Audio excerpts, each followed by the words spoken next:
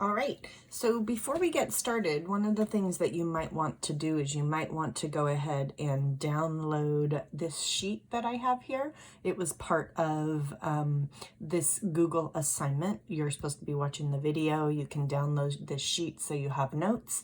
And you also need to take the Go Formative today. Most of these notes are notes that just basically came out of our toolkit already, but I thought that it would be good to go over them again. So we're going to be talking for the next couple weeks about proportions, ratios and proportions, and this week specifically about unit rate. So I want to remind you that a ratio is just a comparison of two numbers, and a rate is a comparison of two quantities. For example, if we were doing with a ratio, we're just like talking about 2/5.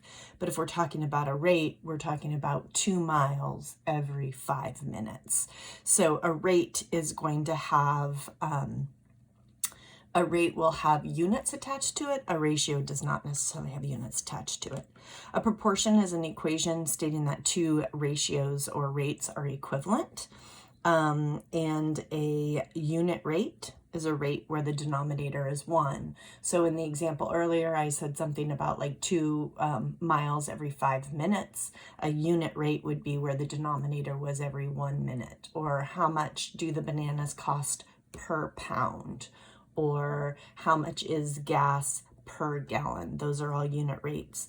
We also use the term constant of proportionality. Constant of proportionality is the same thing as the unit rate. It's just usually referred to it as when we're talking about the equation. We usually talk about that constant of proportionality. Remember that we have different qualities of a proportional situation. When we're talking about this, we had asked what types of problems, what types of, when you look at a graph or you look at a table or you look at an equation, how do you know if it's a proportional situation? So we had, when we're looking at the table, we were always looking for doubling.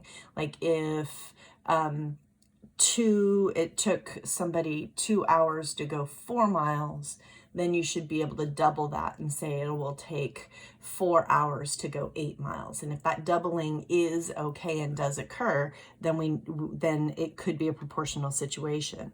It also has to go through 0, 0. That has to be a valid point in your table. It doesn't have to exist in the table, but it has to make the table make sense if that was there. Also, if there's equivalent ratios. If you take the ratio of X to Y or Y to X in every single one of the steps in a table, you are going to have equivalent ratios.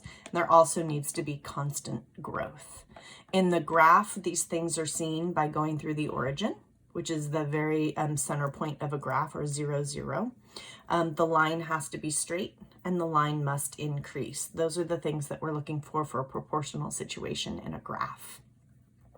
When we're talking about the situations, it does have to be something that makes sense. For example, if I were to buy 5 movie tickets from Fandango and pay $100 plus the $10 service fee, that service fee ends up causing it not to be a proportional situation, because the 10 tickets wouldn't cost me $200 plus 10. They would cost me $200 plus 10, which is $210. But the other set, the 5 tickets, would cost me $110. So doubling doesn't work on there. But if I bought 0 tickets from Fandango, I wouldn't actually have to pay, like they want a service fee of $10, so I would have to be paying that. So 0, 0 doesn't make sense in that situation. All equations for proportional situations are in the form y equals kx, where k is that unit rate that we were talking about before. X is the input and y is the output. One of the other things that you could tell about k is actually where when x equals 1, what is y?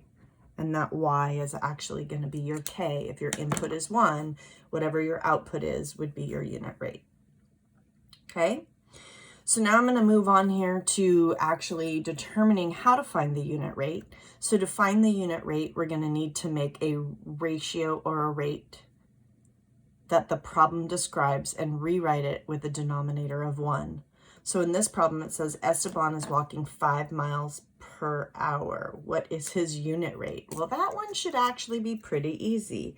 Esteban is going 5 miles in 1 hour. So his unit rate really is 5 miles per hour, because his denominator is 1. And the next problem is a little more hard. It says that Treb reads 3 books every 6 days. So we have that Treb reads 3 books every 6 days. And it says, how much of a book does he read per day? Well, we want our denominator to be 1 day. So if you look at what we're doing, in order to get 6 to 1, we are going to divide by 6. So we have to divide 3 by 6, and we get 1/2 of a book. So Treb would read 1/2 of a book per day. The last example that I want to give you before you guys do your Go Formative is I want to give you examples about percentages. We actually have been doing percentages in quite a few different ways before we went out on break. And so I just kind of want to refer to some of those ways just to remind you guys. This problem says, what is 18% of 400? One of the last things I had you guys write in your toolkit is over ev equals the percent over 100. So if I want to use this, it says, what is 18% of 400? So in this case, I am going to put 18 over 100.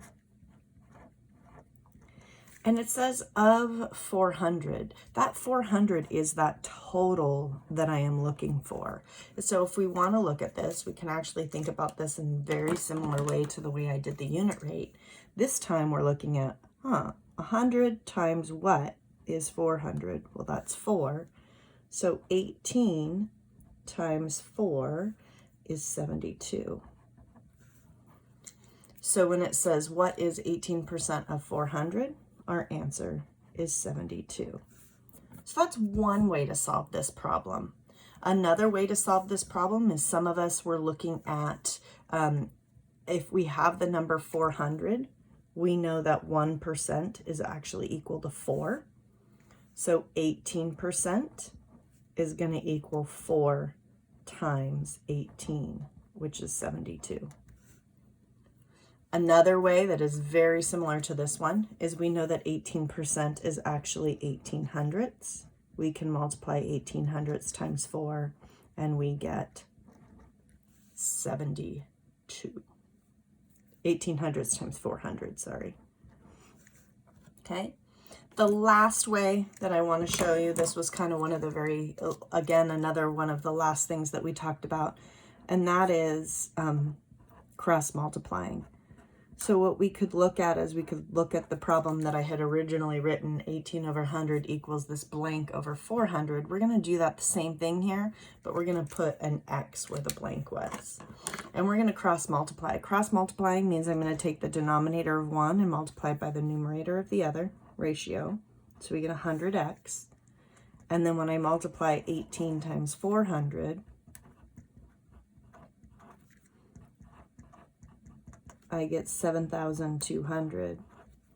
And then as we do when we solve equations, we divide by the number in front of our variable, which is 100. So in this case, X equals 72. So I actually just did this problem in 4 different ways. Like I've always said, it doesn't matter to me which way you do the problem. What matters is that you understand the way that you choose to do the problem. After you do this, I would keep this paper with you as you are doing your Go Formative. You are being asked to do all the Go Formative today, but please make sure that your answers are correct. The green circles will show up at the top of the page if you are right, and if you're wrong, it will be a red circle. If you have any questions, feel free to email me or send me a message through Google Classroom. The messages through Go Formative don't get to me as fast because I have to check Go Formative in order to see those. So best way to do it is through email or through Google Classroom. Thanks. Have a great week.